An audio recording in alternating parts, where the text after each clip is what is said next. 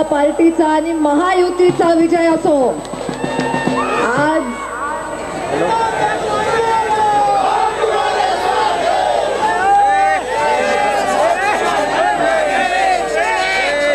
आज आपल्या महायुतीच्या या महासभेसाठी मंचावर उपस्थित असणारे प्रदेशाध्यक्ष आदरणीय रावसाहेबजी दानवे, मंचावर उपस्थित असणारे ते बंधू आणि जलसंधारण मंत्री आदरणीय रामभाऊ शिंदे, आमचे वडील बंधू मंत्री महोदय आदरणीय महादेवजी जानकर, मंचावर उपस्थित असणारे आमदार अर्जुनरावजी खोतकर, मराठवाड्याचे संघटन मंत्री भाऊरावजी देशमुख, मंचावर उपस्थित असणारे आमदार आदरणीय भीमरावजी धोंडे, आरटी जिजा, मंचावर उपस्थित असणारे आणि ज्यांनी छोटं पण पॉवरफुल भाषण केलं असे आमचे लक्ष्मण पवार, मंचावर उपस्थित असणारे ज्यांच्या मला वाटतं ज्यांच्या दबंग भाषणांनी आता सभेमध्ये चांगला रंग जमलेला आहे असे आदरणीय सुरेशांना धस, मंचावर उपस्थित असणाऱ्या आमदार आदरणीय संगीताताई ठोंबरे, भारतीय जनता पार्टीचे जिल्हा अध्यक्ष रमेश भाऊ पोकळे, माजी आमदार आदरणीय अभिनाथजी नवले, माजी आमदार आणि मंत्री बदामरावजी पंडित, मंचावर उपस्थित असणारे माजी आमदार आमचे केशवदादा आंधळे, सौता परिषदेचे कल्याणी काका आखाडे, जिल्हा परिषदेचे अध्यक्ष सविताताई गोलार, उपाध्यक्ष राजेंद्रजी मस्के, मंचावर उपस्थित असणारे जिल्हा परिषदेचे सभापती उद्धवजी दरेकर, उदयजी पंडित, संतोषदादा हंगे, मंचावर उपस्थित असणारे श्री रमेशरावजी आडसकर, मोहनरावजी जगताप, शिवसेनेचे जिल्हा प्रमुख कुंडलिकरावजी खांडे, सचिनजी मुळूक, राष्ट्रपचे जिल्हा अध्यक्ष बाळासाहेब तोडतले, आमचे प्रभारी गोविंदण्णा केंद्रे, परभणीवरून खास या कार्यक्रमासाठी उपस्थित झालेले परभणीचे भारतीय जनता पार्टीचे जिल्हा अध्यक्ष अभयजी चाटे, हे डॉक्टर भागवत कराड, प्रवीणदादा घुगे, वनवेदादा, चंद्रकांतजी नवले, जिल्हा परिषदेचे सदस्य ज्यांचा नुकतंच भारतीय जनता पार्टीमध्ये प्रवेश झालेला आहे असे अशोकजी लोढा, विजयकांतजी मुंडे, जिल्हा भाजपच्या महिला अध्यक्ष जयश्रीताई मुंडे, मंचावर उपस्थित असणारे सर्व मान्यवर, सर्व पदाधिकारी, आता जर आणखी नावं घेतले तर 10 मिनिटाच्या भाषणापैकी 5 मिनिटं माझ्या नावामध्ये जातात।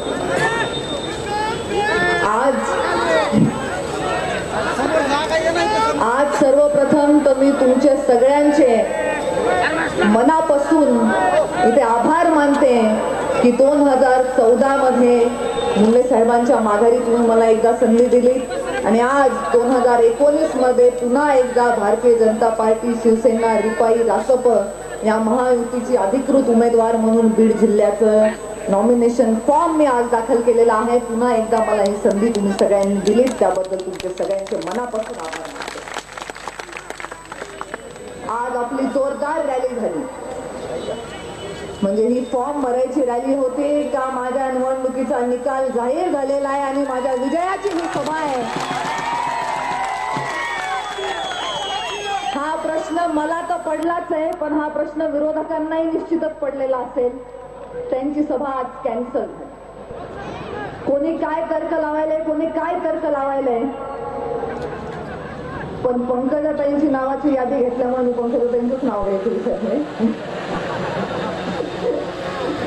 कोणी काही तर्क लावला तरी मी तुम्हाला खरं कारण सांगते की आज राष्ट्रवादीची सभा का कॅन्सल झाली, कारण गेल्या काही महिन्यांमध्ये, गेल्या 1.5-2 वर्षामध्ये आपल्या पंकजाताईंनी जे राजकारण केलं, जी जादूची गांडी फिरवली की राष्ट्रवादीच्या मंचावरचा एक एक एक एक माणूस इथे भारतीय जनता पार्टीच्या मंचावर उपस्थित झालेला आहे। ताईंनी गांडी फिरवली की त्यांच्या मंचावरचा माणूस आपल्या मंचावर, त्यांना आज भीती वाटली असेल की जे काय 2-4 नेते त्यांच्याकडे उरलेले आहेत तेच नेते गायब होऊन आपल्या मंचावर दिसू नयेत म्हणून त्यांनी घाबरून आजची सभा कॅन्सल केली, हे खरं कारण आहे। आणि बरोबर आहे, पंकजाताईंमुळेच ती सभा कॅन्सल झाली आहे, कारण आज राजकारणात कोणत्याही माणसाला, वाईटपणे राजकारण करणाऱ्या कोणत्याही माणसाला पंकजाताईंची दहशत। 2014ची माझी प्रचार सभा तुम्ही काढून बघा, मी आज माझा विषयी सुरेश अण्णांनी जे वर्णन केलं, काही शांत आहेत, मवाळ आहेत, मितभाषी आहेत, असं काय काय ते म्हणाले, त्यांच्या त्या सगळ्या संकल्पनेला मी आज सुरुंग लावायचं असं ठरवलंय. कारण शेवटी ही माझ्याच प्रचाराची सभा आहे ना, आणि मला पण आता लोकांच्या आरोपांचा प्रत्यारोपांचा कंटाळा आला. म्हणून म्हणलं की जरा आपण थोडे एकेका गोष्टीचं थोडंसं हिशोब घ्यावा. इथे रेल्वे विषयी लोक जेव्हा बोलतात, मला आज यांना ओपन चॅलेंज आहे. 2014ला जेव्हा मोदीजींची सभा झाली होती प्रचारासाठी पहिली, तेव्हाच माझं प्रचारातलं भाषण काढून कोणी ऐका, मी हे म्हणाले होते की मुंडे साहेबांचं स्वप्न पूर्ण करायचंय. बीड जिल्ह्यामध्ये रेल्वे आणण्यासाठी मी पूर्ण प्रयत्न करीन. मी बीड जिल्ह्याला 2019चा फॉर्म भरायला रेल्वेत बसून येईल असं मी कधीही म्हणालेली नाही. पण बीड जिल्ह्याच्या वेशीत आज रेल्वे आली का नाही आली? तुम्हाला दिसायली ना? ते काही लोकांना दिसत नाहीये, त्यांना मी कुठंच दिसणार. त्यांना मी सभागृहात पण दिसत नाही. मग सभागृहात जेव्हा मी नव्हते तेव्हा मी पासपोर्ट केंद्राची मागणी, मराठवाड्यातला दुष्काळाचा प्रश्न, अगदीच लवकर गतीने चांगल्या पद्धतीने नव्या टेक्नॉलॉजीने शौचालय बांधण्याचा विषय असेल, बालगृहातल्या मुलांच्या सुरक्षेचा विषय असेल किंवा ओबीसीच्या जनगणनेचा विषय असेल, हे मी सभागृहात नसताना मांडले का विषय? सभागृहात हे विषय जेव्हा मी मांडले तेव्हा तुमच्या कानाला दडे बसले होते का डोळ्याला दिसना गेलं? तर तुमच्या डोळ्याला दिसत नाही हे तर आम्हाला कळेलच आहे. एवढे राष्ट्रीय महामार्ग आणले जिल्ह्यामध्ये, 10 राष्ट्रीय महामार्ग, CRFचे रस्ते, आज 11,000 कोटीचे रस्ते जिल्ह्यात आणलेले आहेत. हे रस्ते तुम्हाला दिसत नसतील तर तुमच्या डोळ्याला मोतीबिंदू झालाय आणि कानाच्या पडद्याला दडे बसले. काळजी करू नका. पुढच्या वेळी गोपीनाथ मुंडे प्रतिष्ठानच्या महाआरोग्य शिबिरामध्ये तुम्हाला श्रवण यंत्रही फुकट देऊ आणि तुमच्या मोतीबिंदीचं ऑपरेशन सुद्धा करून घेऊ. तुम्हाला जिल्ह्यात मी दिसना. अरे जिल्ह्याच्या कानाकोपऱ्यात जर मी गेले नसते तर आज इतक्या मोठ्या संख्येने माझा फक्त फॉर्म दाखल केलाय. मी फक्त फॉर्म, अर्धा जिल्हा आज इथं माझ्या सभेला उभा आहे. हे जर मी जिल्ह्यात उपस्थित नसते तर तुम्ही सगळे माझ्या मागे उभे राहिला असतात का एवढ्या ताकदीने? मी जिल्ह्यात सगळीकडे गेले, तुमच्या भेटीगाठी केल्या आणि म्हणून माझ्यासाठी, माझ्यावरच्या प्रेमासाठी आणि मला आशीर्वाद देण्यासाठी आज तुम्ही सगळे इथे उपस्थित झालेला आहात. माझ्या फंडाविषयी रोज उठून मी बातम्या वाचते की प्रीतमताई सगळ्यात कमी खासदार फंड खर्च करणाऱ्या खासदार. 26 कोटी रुपयांच्या कामाची प्रशासकीय मंजुरी मिळालेली आहे. RTI टाकून तोडपाणी करणाऱ्या नेत्यांना मी सांगण्याची आवश्यकता नाहीये. एक RTI टाका आणि जिल्हा प्रशासनाकडून माहिती घ्या, नियोजन विभागाकडून, की माझा किती निधी खर्च झालेला आहे आणि कशा कशावर खर्च झालेला आहे. 26 कोटीच्या कामांना प्रशासकीय मंजुरी मिळालेली असून आज त्यापैकी अर्ध्यापेक्षा जास्त कामं, साधारण 750 कामं आज पूर्णत्वास गेलेली आहेत. धमक्या देण्यासाठी नाही, कधी खरी माहिती मिळवण्यासाठी सुद्धा RTIचा वापर करता येतो. एवढीच मला त्यांना सूचना इथे करायची आहे. आज हे लोकांनी बोलण्याविषयी तर सोडा, भाषण पाठ करून माझ्या विरोधात जे उमेदवार आज उभे आहेत, स्वतःला शेतकरी पुत्र म्हणून घेतात, त्यांना मला एकच प्रश्न विचारायचा आहे की त्या शेतकरी पुत्राचा, शेतकऱ्यांविषयीचा कळवळा तेव्हा कुठे गेला होता जेव्हा जगमित्र नागाच्या सूतगिरणीने एका मयत शेतकऱ्याला खाली आणून त्याच्या नावाने सही करून जमीन स्वतःच्या नावावर करून घेतली होती. तेव्हा तुमचा शेतकऱ्यांचा पुरता कुठे गेला होता? आज शेतकऱ्यांसाठी कोणतेही विषय असतील, दुष्काळाचा विषय असेल, अनुदानाचा विषय असेल, पीक विम्याचा विषय असेल, किंवा ज्या शेतकऱ्यांच्या जमिनी रेल्वेच्या भूसंपादनामध्ये गेल्या त्या प्रत्येक शेतकऱ्याचा प्रश्न घेऊन आज मी दिल्लीच्या दरबारी, दिल्लीचं दार ठोठवलंय आणि माझ्या जिल्ह्यातल्या शेतकऱ्यांचे प्रश्न मांडले. स्वतःला शेतकरी पुत्र म्हणून येऊन तुम्हाला शेतकऱ्याचा कळवळा आहे असं जाहीर होत नाही.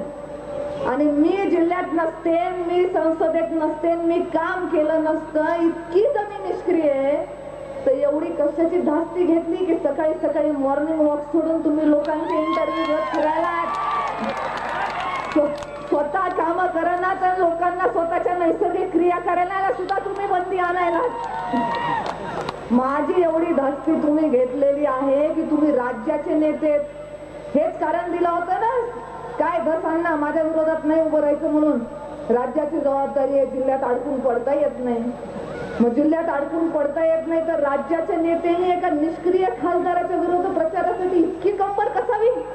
मी वेगळं काही बोलण्याची गरजच नाहीये. हे स्वतःला मोठे म्हणणारे नेते जर परळीमध्ये तळ ठोकून माझ्या विरोधात प्रचार करत असतील तर मी किती मोठी आहे खासदार म्हणून आज जिल्ह्यासाठी ह्याचं जीवन करणार. सुरुवातीसाठी चांगलं आहे ना, आजच्यासाठी माझी पण पहिलीच वेळ आहे इतकं भाषण करण्याची. तुम्हाला जिल्ह्यात रेल्वे आली का नाही? जिल्ह्याच्या वेशीत जिल्ह्यात रस्ते आले का नाही? तुमच्यासाठी महाआरोग्य शिबिर घेतलं का नाही? तुमच्या सुखदुःखात मी धावून येते का नाही? मग तुम्ही मला पुन्हा निवडून देणार का नाही? बस तुमचे एवढेच आशीर्वाद घेण्यासाठी आलेली आहे. तुम्ही माझ्या पाठीशी आशीर्वाद ठेवले तर मी तुमच्या विश्वासाला तडा जाऊ देणार नाही. कारण मी मुंडे साहेबांची मुलगी आहे. मी उठणार नाही, मी मातणार नाही, मी घेतला वसा टाकणार नाही. एवढंच वचन आज तुम्हाला या ठिकाणी देते आणि पुन्हा एकदा बीड जिल्ह्याचा आवाज संसदेमध्ये बुलंद करण्याचं आश्वासन तुम्हाला देत इथेच आपल्या वाणीला विराम देते. जय हिंद, जय महाराष्ट्र.